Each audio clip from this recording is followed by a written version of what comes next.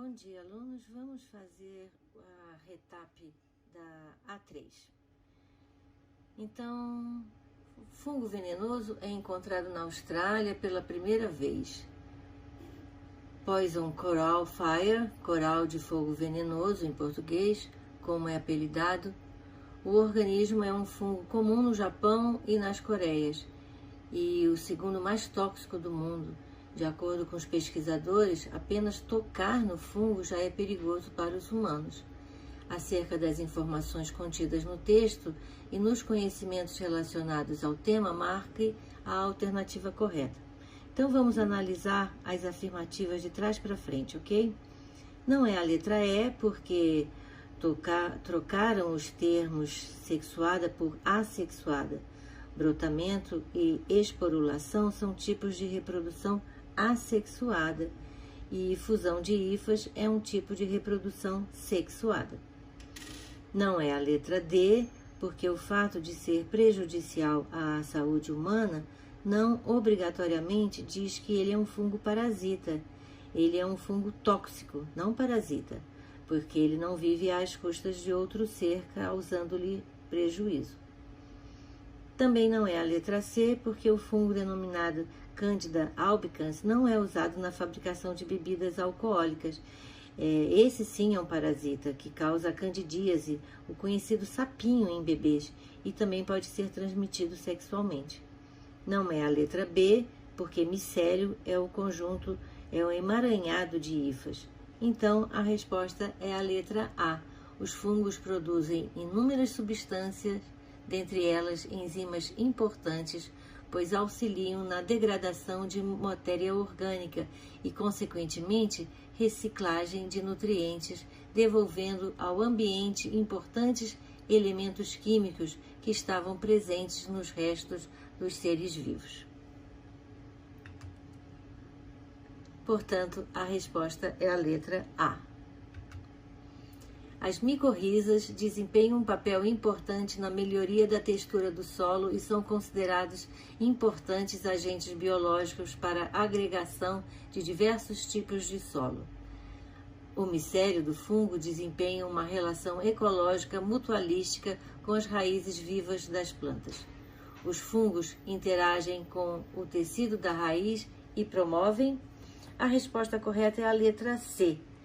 Aumento da capacidade de absorção de água e minerais pela planta.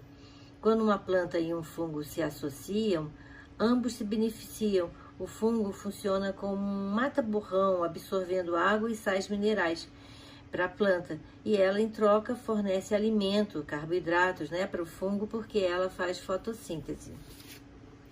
Resposta, portanto, letra C. O ciclo de vida típico das plantas é diplobionte e ocorre a alternância de gerações, metagênese. Isso é, alternam-se dois tipos de indivíduos ou duas gerações. A figura a seguir apresenta genericamente o ciclo de vida dos vegetais. Então vamos novamente avaliar as alternativas de trás para frente.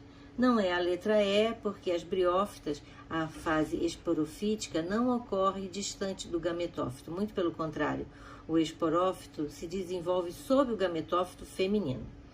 Não é a letra D, porque as células de reprodução sexuada, isto é, os gametas, são formados na letra E, quando o gametófito N produz gametas também haploides. Não é a letra C, porque no processo de letra A é a fecundação, quando os gametas femininos e gametas masculinos se encontram formando o zigoto. Também não é a letra B, porque, como eu falei, o processo de fecundação, isso é, o encontro dos gametas, está representado na letra A. Em B está representado a esporulação, isto é, a formação de esporos. Então, a resposta é a letra A. A meiose ocorre em C, sendo denominada meiose espórica. Leia o texto abaixo. O musgo renasce 1.500 anos depois de ficar congelado na Antártica. Pesquisa descreveu pela primeira vez espécie que sobreviveu por longo tempo. O musgo na Antártica renasceu após passar de 1.500 anos sob uma camada de gelo, um recorde que marca o maior ciclo vital de qualquer planta conhecida, revelou um estudo feito por cientistas britânicos e divulgado essa semana nos Estados Unidos. Os cientistas capturaram amostras das profundezas de um banco de musgo congelado na Antártica. Eles cortaram os núcleos dessa planta e os colocaram em uma incubadora, a temperatura e nível de luz que estimulariam seu crescimento em condições normais. Depois de algumas semanas, o musgo começou a crescer. Sobre os musgos, é correto afirmar que pertence ao grupo das? A resposta é a letra D. Musgos são exemplos de briófitas, plantinhas bem pequenininhas que dependem da água para os anterozoides, gametas masculinos, nadarem para encontrar a oosfera, gameta feminino. Isso acontece no arquegônio. Portanto, resposta letra D. O quadro abaixo mostra de maneira simplificada a evolução das plantas terrestres. Com relação aos grupos vegetais apresentados no quadro, analise as alternativas abaixo e assinale a correta. Vamos analisar as alternativas. Então, não é a letra A, porque pteridófitas já apresentam epiderme impermeabilizada. Não é a letra C, porque gimnospermas não têm flores, nem ovário nem frutos. Não é a letra D, porque são os frutos que protegem a semente. Não é a letra E, porque essa afirmativa serve totalmente para as briófitas e parcialmente para as pteridófitas, que realmente não têm semente e nem fruto. Então, a resposta é a letra B.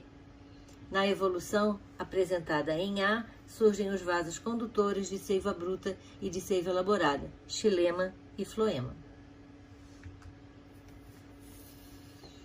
Várias plantas possuem flores hermafroditas, ou seja, que apresentam os dois sexos. Em alguns desses casos, as estruturas femininas, os estigmas, estão posicionadas acima das estruturas masculinas, as anteras, conforme destacado na imagem. Esse arranjo das partes reprodutoras com os estigmas, estruturas reprodutoras femininas, acima das anteras, estrutura reprodutora masculina, está diretamente associado à seguinte vantagem. Bem, a resposta é a letra D. Porque esse arranjo de estigma ficar acima das anteras evita a autopolinização e assim aumenta a variabilidade genética que favorece a reprodução cruzada. Na época de Natal é comum ornamentar as portas das casas com guirlandas dos mais diferentes tipos, como mostra a ilustração seguinte.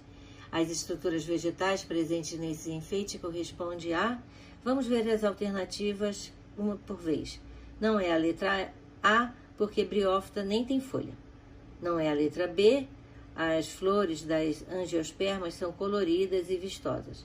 Não é a letra C, porque realmente nem sei o que eles quiseram falar com porções fotossintetizantes de pteridófitas. Acredito que seriam as folhas das samambaias, né? Não é a letra D, porque não são frutos. A resposta é a letra E, são as pinhas, que são estruturas reprodutivas das gimnospermas. A dupla fecundação é um processo característico em angiospermas, resultando na formação do zigoto e do núcleo triploide. As sementes com cotilédonos, embrião, endosperma e casca são formadas e protegidas no interior dos frutos.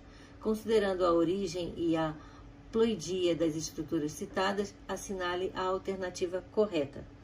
A resposta é a letra A.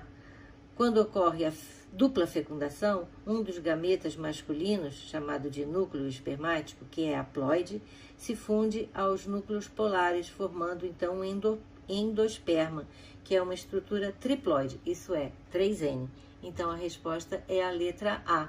O núcleo triploide 3N é formado pela junção dos núcleos polares com o núcleo espermático.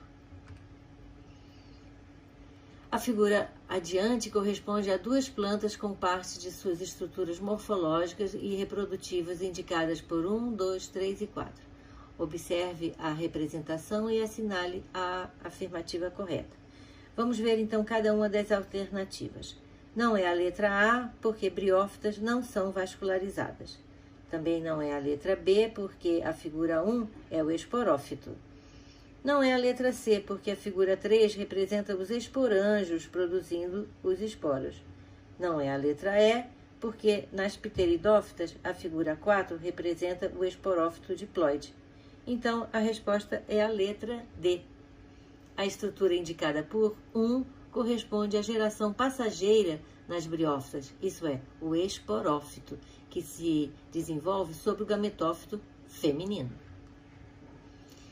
As bananeiras, em geral, são polinizadas por morcegos.